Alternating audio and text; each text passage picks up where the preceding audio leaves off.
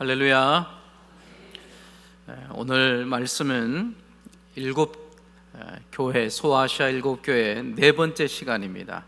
네 번째 시간으로 두아디라 교회에 보내는 주님의 말씀, 이 말씀을 통해서 2000년이 훌쩍 지났지만 주님께서 우리에게 주시는 말씀을 듣기를 소망합니다. 먼저 지도 한번 보여주실까요? 네, 잘 보이신가요? 네, 그래도 이제 혹시 두아디라는 어딘가 그걸 좀 그래도 좀 한번 살펴보기 위해서 오늘 네 번째로 두아디라 지역인데요. 쭉 보시면 잘 보이신가요? 왼쪽에서부터 에베소 있고 그 다음에 그 위로 서머나, 버가모, 두아디라 이렇게 지금 소아시아 일곱 교회가 이런 식으로 되어 있습니다. 그래서 잠깐 보시면 되겠습니다. 이 두아디라 지역은 버가모에서 남동쪽으로 한 64km 정도 그렇게 떨어져 있고요. 비교적 작은 도시로 내륙 지방에 있죠. 내륙 상업 도시였습니다. 다른 도시들보다 그때 당시는 길드라고 하죠. 지금은 조합인데 그 상인 이 길드 조합이 상당히 많았던 곳입니다. 그래서 뭐 양털, 세마포, 가죽 아니면 구리 여러 가지 산업이 아주 번창했던 그런 지역이기도 합니다. 소아시아 이 지역 전체는 황제 숭배 사상으로 아주 가득했던 것이죠. 그래서 황제를 숭배하지 않으면 안 되었던 것이고요. 그 다음에 또 많은 이방 신전이 많았던 곳입니다. 그래서 사실 이 소아시아 지역 전체가 예수 그리스도를 주님으로 믿고 그 믿음으로 산다는 것이 정말 어렵고 주님 믿고 믿음으로 걸어가는 것이 핍박이요, 그리고 또 예수 믿는 것 자체가 장애물이고 심지어는 순교까지 한 그런 이 환경과 상황이었기 때문에 그렇기 때문에 상당히 믿음의 사람들에게 있어서는 너무나도 어려웠던 그런 시기이기도 했습니다. 마찬가지로 두아디라 지역에도 그런 어려움 가운데 믿음의 꽃을 피워서 그래서 두아디라 지역에 교회가 세워지는 놀라운 하나님의 은혜가 있었던 것이죠. 그 교회를 향하여서 우리 주님께서 말씀하시는 것을 볼 수 있는데요. 우리 18절을 우리 다 같이 함께 읽겠습니다. 시작. 두아디라 교회 사자에게 편지하라. 그 눈이 불꽃 같고 그 발이 빛난 주석과 같은 하나님의 아들이 이르시되. 아멘. 주님께서 주님 자신을 소개하는데요. 내가 하나님의 아들이다. 우리 예수 그리스도께서 하나님의 아들 되심을 고백하는 것이죠. 주님을 믿는 사람들은 다 이런 고백이 있어야 됩니다. 하나님의 아들 되신 예수 그리스도께서 어떤 분이시냐 이렇게 표현하고 있습니다. 그 눈이 불꽃 같다. 그리고 그 발이 빛난 주석과 같다. 이것은 이제 상징법이죠. 예수님의 눈이 마치 불꽃 같다라는 것입니다. 그리고 예수님의 발이 빛난 주석과 같다. 이 도대체 무슨 의미일까? 살펴보면 23절에 힌트가 나와 있는데요. 우리 23절도 함께 보겠습니다. 시작. 또 내가 사망으로 그의 자녀를 죽이리니 모든 교회가 나는 사람의 뜻과 마음을 살피는 자인 줄 알지라. 내가 너희 각 사람의 행위대로 갚아주리라. 아멘. 주님께서 이 후반부 갈수록 주님께서 두아디라 교회에 이제 책망하시고 주님이 말씀하시고 내가 누구인지를 가르쳐 주는데 모든 교회가 나는 예수 그리스도께서는 사람의 뜻과 마음을 살피는 자인 줄을 알아라 말씀합니다. 이것은 18절에 나온 그 눈이 불꽃 같다, 그 뜻이 이 뜻이에요. 왜 예수님이 눈을 불꽃 같다고 말씀하셨냐면 그렇게 불꽃처럼 사람의 생각의 뜻과 마음을 살피시는 바로 전능하신 하나님이시라는 것이죠. 그것을 우리에게 가르쳐주고 있습니다. 그리고 이게 보면 내가 너희 각 사람의 행위대로 갚아주리라. 행한 대로 갚으시는 심판의 주님인 것을 가르쳐 주거든요. 우주적인 심판인 것이죠. 바로 그것을 표현하기 위해서 예수님의 발이 빛난 주석과 같다.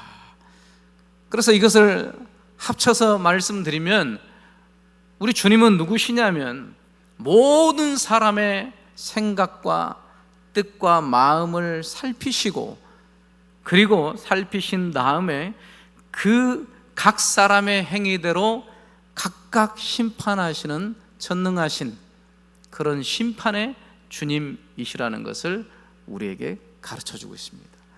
바로 그러한 주님께서 두아디라 교회 성도들을 향하여서 쭉 보고 계시다가 말씀하시는 거예요.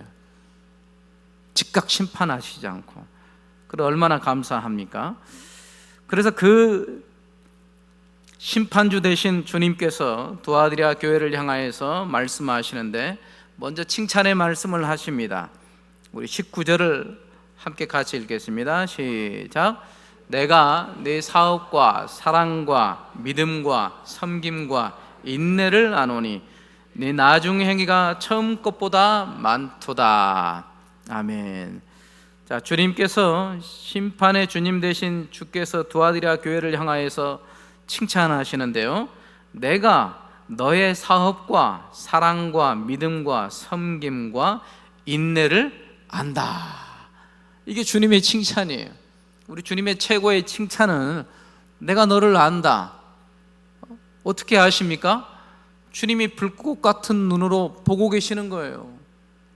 그렇기 때문에 우리 믿음의 사람들은 그 주님 앞에서 살아가는 거예요. 누가 보든 보지 않든 불꽃 같은 눈으로 나를 바라보고 계시기 때문에 그 주님을 향하여서 그 믿음으로 여러분들이 신앙생활 하시는 것이죠. 주님께서 여러분들에게 말씀하십니다. 내가 너를 안다 말씀하시는 거예요. 근데 무엇을 안다고 말씀하십니까? 너의 사업과, 이 사업이라는 것은 일인데 신앙생활에 있어서 모든 삶의 모습들을 다 총칭해서 여기 집약해 놓은 겁니다. 그렇기 때문에 너의 사업, 너의 일, 너의 삶, 너의 모습 안에 네가 사랑하는 모습, 네가 믿음으로 서는 모습, 네가 섬기는 모습, 네가 인내하는 그런 모든 예수 그리스도를 주님으로 붙들고 믿음으로 살아가는 모든 너의 삶의 모든 삶, 그것을 얘기하는 거예요. 두아디라 성도들이 이렇게 주님 앞에서 살아갔다는 거죠. 그래서 주님께서 그것을 너무나도 잘 아시기 때문에 이러한 너의 삶을 내가 안다 말씀하십니다. 위로의 말씀인 것이죠. 서대도 말씀드렸듯이 이 두아디라 교회도 마찬가지로 예수님을 믿는다는 것은 너무나도 어려운 그러한 상황이었습니다.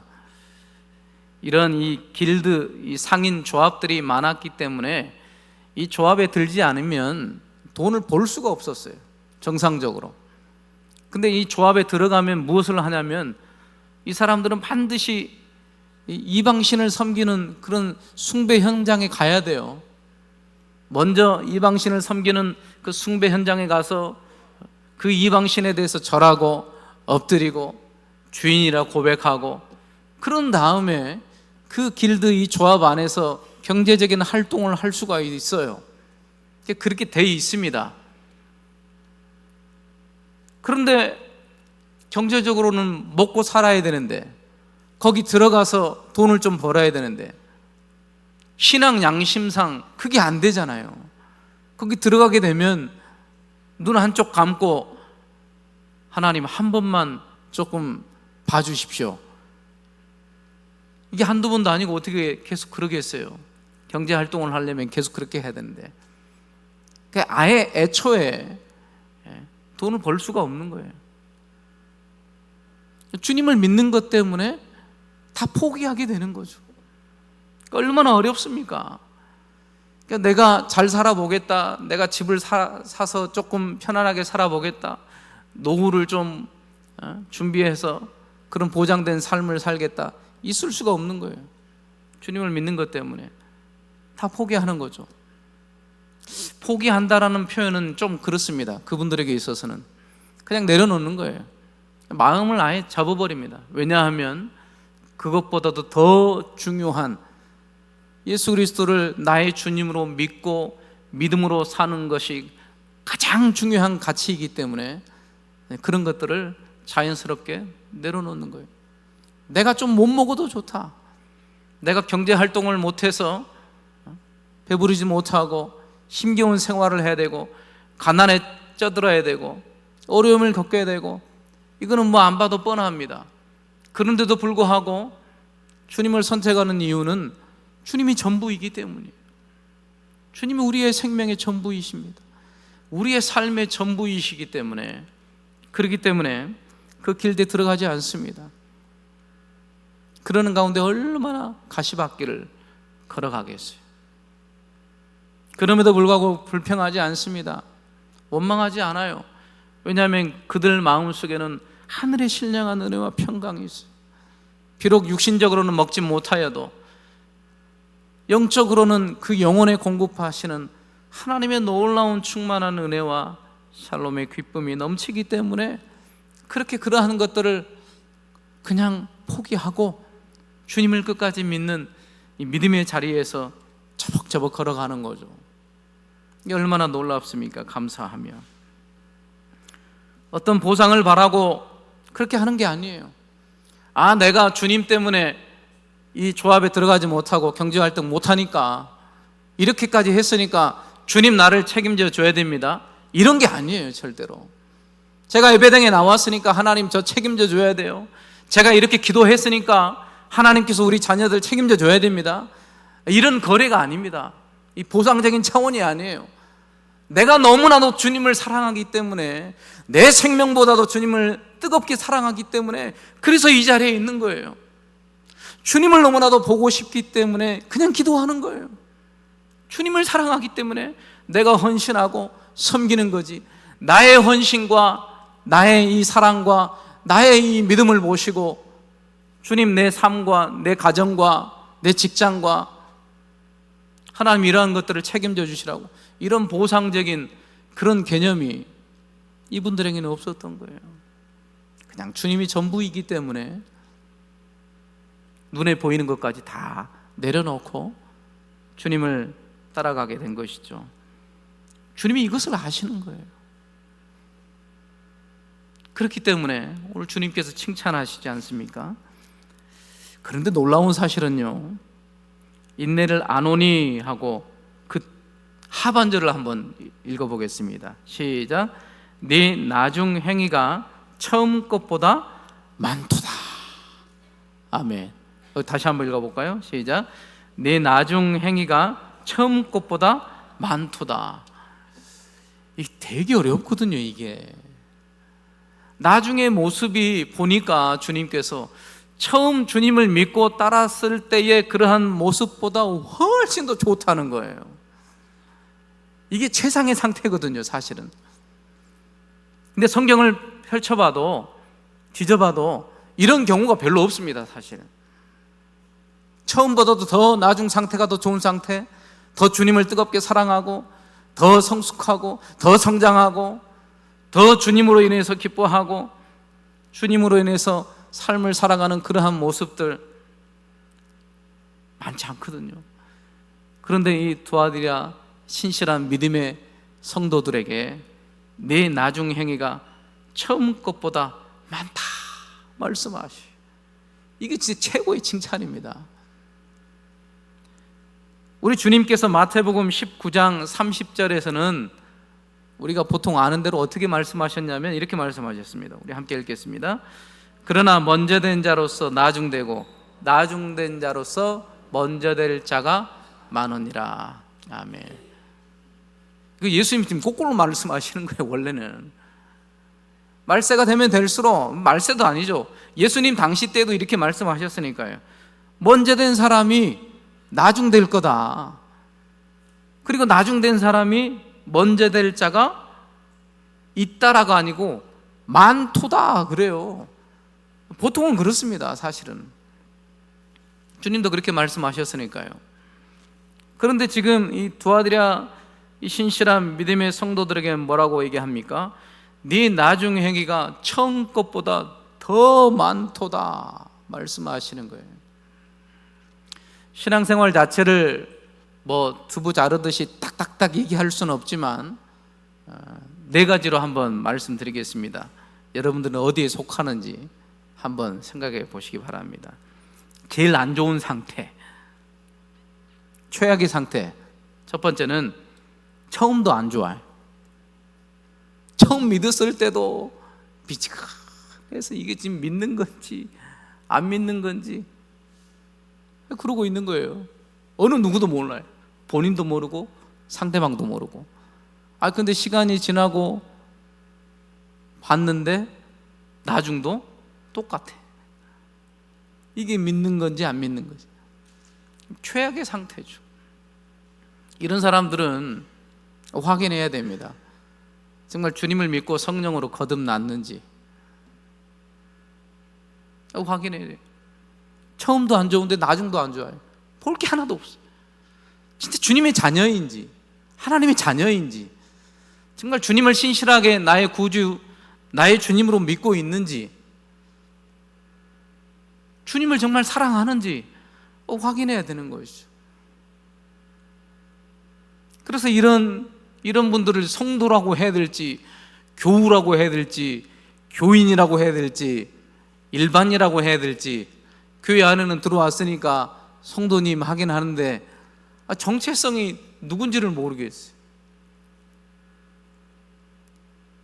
이런 분들은 최악이에요, 최악. 그리고 두 번째, 그나마 처음보다도 조금 나으신 분은 어떤 경우냐면 처음은 좋아요. 처음은 정말 좋습니다. 우리가 얘기할 때 꽃믿음이라고 하죠.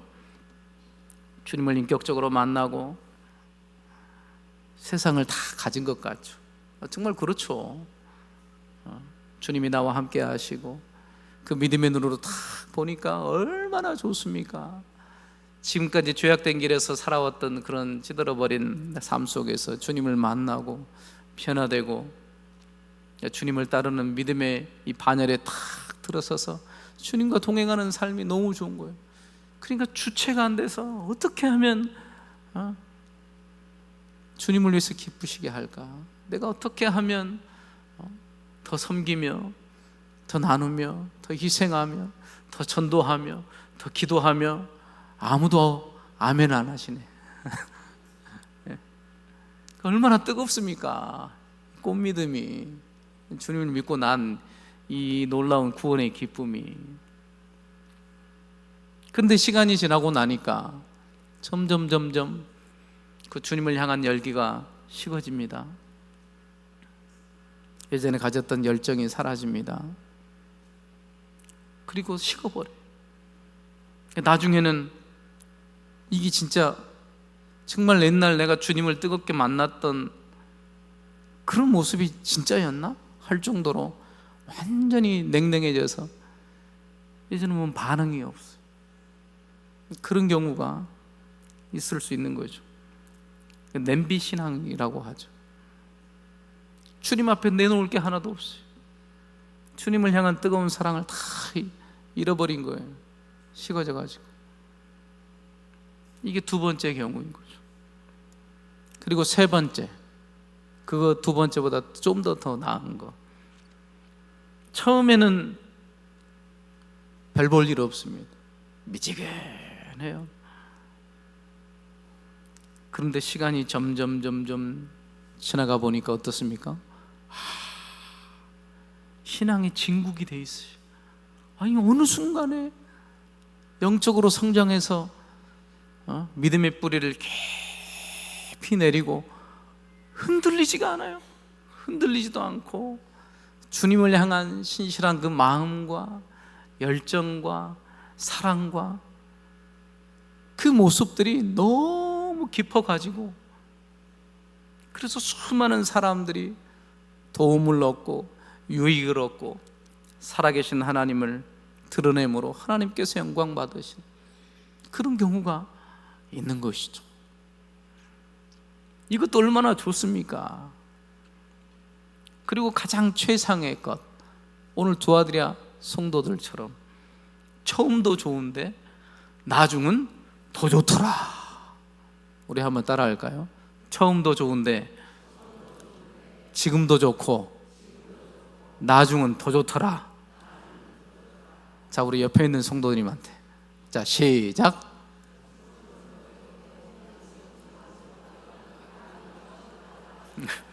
어려우면 나중은 더 좋아라 그러면 되죠 뭐. 더 좋아져야 되는 거예요. 더 좋아져야 되는 거예요. 그런 핍박 속에서 두아디라 신실한 믿음의 성도들이 주님 보실 때도 나중 행위가 처음 것보다도 얼마나 많은지, 그 쏟았던 땀과 그런 피와 열정과 인내와 사랑과 섬김과 이 말로 다 할 수 없는 것들이 꽉 차 있는 거죠. 그럼 주님이 칭찬 안 하실 수가 있겠습니까? 우리 모두가 이런 성도들 되실 줄 믿습니다. 그래서 처음보다도 더 사랑하시고 처음보다도 훨씬 더 믿으시고 처음보다도 훨씬 더 섬기시고 처음보다도 훨씬 더 인내하시는 그런 여러분들 되실 줄 믿습니다. 그런데 놀랍게도요, 이런 두아디라 교회에 신실한 성도들이 있었는데도 주님은 그 다음번에 끝나시지 않고 책망하시는 거예요. 참 놀랍죠. 아니, 나중 형편이 훨씬 더 좋아졌으면 얼마나 더 좋아졌겠습니까? 그런데도 주님께서는 꼭 집어서 그래도 책망할 게 있다. 우리 따라해 볼까요? 주님은 100%를 원하십니다. 전부를 원하시는 거예요. 하늘에 계신 너희 아버지께서 온전하신 것 같이 너희도 온전하라. 그 표대를 향하여서 우리는 달려가는 거죠. 주님께서 두아디라 성도들을 향하여서 책망하십니다. 우리 20절부터 23절까지 함께 보도록 하겠습니다. 시작.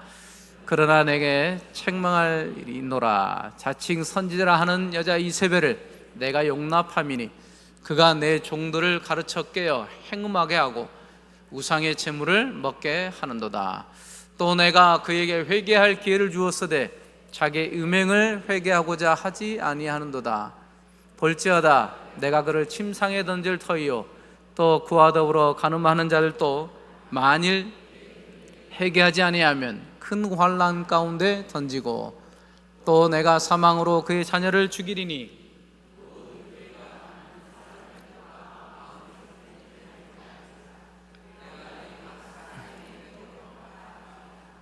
아멘. 주님이 책망하십니다.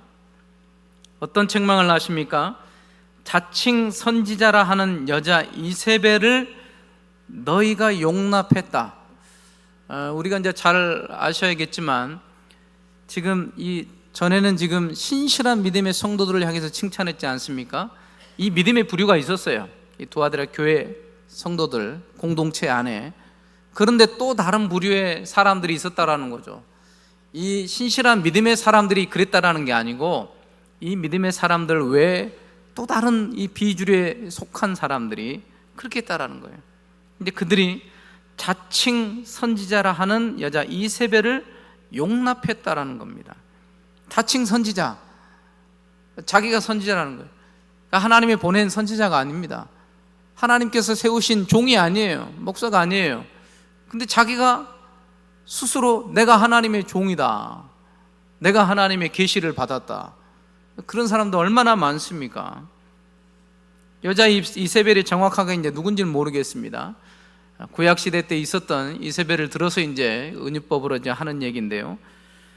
그 여자 이세벨이 잘못된 가르침으로 성도들로 하여금 행음하게 하고 우상의 제물을 먹게 하고 우상 숭배하게 만드는 거예요. 버젓이 똑같이 두아디라 교회 주님을 섬기는 그 공동체 안에서 그렇게 하는 거죠. 거기에 빠져가지고 허우적대는 거예요. 참, 이 한 교회가 주님이 주시는 이 말씀을 받고 한 마음으로 간다는 게 정말 어렵습니다. 정말 모두가 한 분 한 분들이 깨어서 말씀을 받고 힘써서 한 마음이 되려 하고 순종하려 하고, 그러지 않으면 갈기갈기 찢어질 수밖에 없어요. 이런 모습의 사람들을 오늘 이 24절에서는 어떻게 말씀하냐면, 제가 읽어드리겠습니다. 24절에 보면 도아디라에 남아있어 이 교훈을 받지 아니하고 소위 사탄의 깊은 것, 지금 이 자칭 선지자라 하는 이 여자 이세벨을 용납해서 거짓된 가르침에 푹 빠져버린 이 사람들을 두고 이렇게 표현하는 겁니다. 소위 사탄의 깊은 곳, 그렇게 얘기해요. 이 사탄의 깊은 것은 뭐냐면 철저하게 이 사탄에게 사로잡힌 거예요. 그러니까 사탄에게 휘둘린 거예요. 그러니까 눈으로 볼 때는 어떤 여자분이 와서 하나님이 나를 세웠다고, 내가 선지자라고, 하나님이 나를 보냈다고, 그러니까 이 여러 성도들이 미혹돼서 주시는 이 주의 정도를 통해 주시는 말씀을 들어야 되는데 그거는 듣지 않고 자칭 하나님의 세운 선지자라고 했던 이 이세벨의 말을 들어요. 그러니까 당연히 어떻게 되겠습니까? 당연히 우상숭배로 가고 하나님을 떠나겠죠. 근데 그런 모습들이 사탄이 역사한다는 거예요. 사로잡아가지고 완전히 휘둘러버리고 사로잡고 막 흔들어버린다는 거예요. 본인들은 모르는 거예요. 이 영적인 어두움에 깊이 빠져서 이게 지금 사탄의 장난인지, 아니면 내가 정말 진리의 말씀을 깨닫고 이 말씀대로 하나님의 음성을 쫓아가고 있는지, 이것 자체도 분별하지 못하는 이런 영적인 어두움 상황 가운데 처하고 있는 거예요. 이것도 모르는 거죠. 수많은 사람들이 마찬가지입니다. 지금도 물론 그 당시 때 있었던 자칭 선지자하는 여자 이세벨은 없지만 얼마나 세속적인 가르침과 세상적인 기준에서의 가르침이 얼마나 많습니까? 하나님의 순전한 말씀을 뒤로 하고 귀로 듣고 마음으로 담는 것들이 얼마나 많은지 몰라요. 혼자 파게 만드는 거예요. 근데 그거 단순히 내가 듣고 끝나는 것이 아니라 사탄이 배후에서 역사해서 우리의 영혼을 흔들어 버리는 거예요. 그래서 올바른 말씀 안으로 들어오지 못하고 순종하지 못하고 하나님을 온전히 섬기지 못하도록 그렇게 끌고 가고 있어요. 근데 정작 본인은 모르는 거예요. 영적으로 어두워서 사탄에게 휘둘리고 있는데도 자기가 사탄에게 휘둘리고 있는지도 모르는 상태에서 그게 맞는 것이냐 계속 그렇게 가고 있는 거예요. 세상 속에서 그런 것이 아니라 도아디라 이 교회 안에, 공동체 안에 이런 부류들이 있었던 거예요. 심각한 거죠. 이쪽 부류에서는 주님을 뜨겁게 사랑하고 나중 형편이 더 많아서 주님을 더 가까이 하고 어떻게 하면 더 몸된 교회를 섬기며 나아갈까, 이런 영적인 이 은혜의 영향력이 있는데 한편에서는 그런 거짓된 가르침에 푹 빠져가지고 영적으로 헤매고 있는 거예요. 사탄이 역사합니다. 얼마나 우리를 물고 뜯고 우리를 영적인 어두움으로 끌고 가려고 하는지 몰라요. 그것도 모르고 그냥 멍하니 있다가 끌려가는 거죠. 그렇게 현혹되어서 그러고 있으니 주님께서 당연히 책망을 하셔야죠. 사랑하니까 정신 차리고 돌아와야겠죠. 그렇게 해야 됩니다. 그러면서 주님께서 21절에 어떻게 말씀하시냐면 이렇게 말씀하셔요.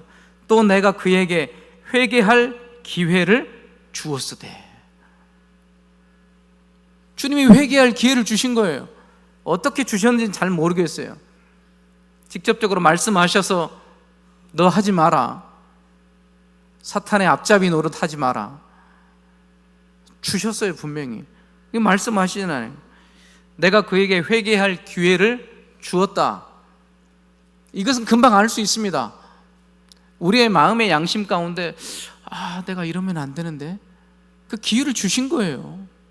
성령께서 양심을 통해서 우리에게 말씀하시는 거예요. 신자들에게, 아니면 주위 사람들에게, 아니면 공적인 말씀을 통해서 기회를 주시는 건 수도 없이 주실 겁니다.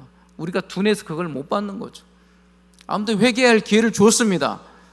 그렇게 하지 마라, 그게 죄다, 하나님과 정반대의 길을 가고 있는 것이다, 기회를 주셨어요. 그런데 자칭 선지자라 했던 이세벨이 어떻게 합니까? 회개할 기회를 주었으되 자기의 음행을 회개하고자 하지 아니하는도다. 고집이 피운 거예요. 끝까지 자기가 맞다고 가는 거죠. 회개할 기회를 주셨는데도, 돌이켜야 되는데도, 그 죄에 더 철저하게 회개하고 돌이켜서 다시금 살아계신 주님을 붙잡아야 되는데, 기회를 줬는데도 말을 듣지 않습니다. 그러니까 주님이 어떻게 하십니까? 볼지어다 너를 심판할 것이다. 아주 처참하게 말씀합니다. 심지어는 23절에 보니까요, 또 내가 사망으로 그의 자녀를 죽이리니. 회개할 기회를 줬는데도 그것을 우습게 여기고 지나치면 주님께서 손을 대십니다. 심판하시는 거예요. 제거해야 돼요. 거룩한 하나님의 교회가 온전하게 서는 그런 비결은 주님의 사랑과 은혜로 품는 거지만, 죄에 대해서는 철저하게 주님께서 심판하셔야 돼요. 그래서 주님의 교회가 서는 겁니다. 이거 어마어마한 경고의 심판의 말씀을 하시는 것이죠. 모르겠습니다. 나중에 이들이 깊이 회개하고 돌아왔는지 모르지만 우리에게도 주시는 귀한 말씀입니다. 회개할 기회를 주셨을 때 해야 돼요. 그게 하나님의 은혜입니다. 내가 기도해야 되는데, 내가 이렇게 하면 안 되는데, 영적으로 게을러 있는데, 내가 계속 내 생각과 마음이 세상으로 너무 기울어져 있는데, 이런 이 사인들이 있으면 그게 회개할 기회인 줄 알고 얼른 돌이켜야 돼요. 하나님의 은혜의 보좌 앞에 나와야 됩니다. 십자가를 붙들어야 돼요. 주님의 선명하신 진리의 말씀을 붙잡고 나아가야 돼요. 기회를 주신다는 건 뭐냐면 은혜를 베푸셔서 회복시켜 주신다는 거예요. 근데 그렇게 하지 않으면 기회가 없습니다. 나중에 하겠다고요? 무슨 수로 합니까? 돌이킬 힘이 없는데. 죄악 가운데 구렁텅이에 빠진 사람이 스스로 나올 수 있습니까? 없어요. 그러니까 우리는 착각하고 있는 겁니다. 내일 하면 되겠지. 조금 쉬었다가 하면 되겠지. 천만의 말씀입니다. 우리가 받는 구원도 하나님의 은혜로 된 것이고, 우리가 날마다 순간순간마다 회개하는 것도 하나님이 주시는 성령의 은혜로 말미암아 되는 것이지, 우리의 단순한 의지로 내가 한번 해야겠다, 만약에 그게 된다면 예수님께서 이 땅에 오실 이유가 없어요. 그냥 우리의 힘과 능력으로 구원받으면 돼요. 그러나 죄인된 우리는 절대 그럴 수 없습니다. 회개할 기회를 주신다는 것은 은혜를 베푸신다는 거예요. 우리의 이 냉랭한 마음을 다시금 돌이키게 하셔서 부드러운 심령으로, 장원하는 심령으로, 하나님을 다시금 찾는 심령으로, 하나님을 사랑하는 그런 이 갈급한 심령으로 하나님께서 역사하시겠다라는 거예요. 그때 해야죠. 그때. 나중으로 미루면 기회는 없습니다. 하늘문이 닫히면 끝나는 거예요. 회개할 기회가 주어지지 않습니다. 그래서 우리는 경각심을 가지고 주님의 말씀 앞에 우리의 마음과 생각과 삶을 살피며 나가야 되는 것이죠. 주님께서 이렇게 말씀하셨습니다. 그러면서 24절과 25절에는 그 이세벨의 가르침에 빠지지 않았던 신실한 사람들에게 다시금 말씀하고 있습니다. 우리 24절부터 25절을 함께 읽겠습니다. 시작. 도아디라에 남아있어 이 교훈을 받지 아니하고 소위 사탄의 깊은 것을 알지 못하는 너희에게 말하노니 다른 짐으로 너희에게 지울 것은 없노라. 다만 너희에게 있는 것을 내가 올 때까지 굳게 잡으라. 아멘. 자칭 선지라 하는 이 이세벨의 가르침에 빠지지 않았던 신실한 사람들이 있었어요. 그들은 잘하고 있는데 뭐 다른 것을 주님께서 말씀하시겠습니까?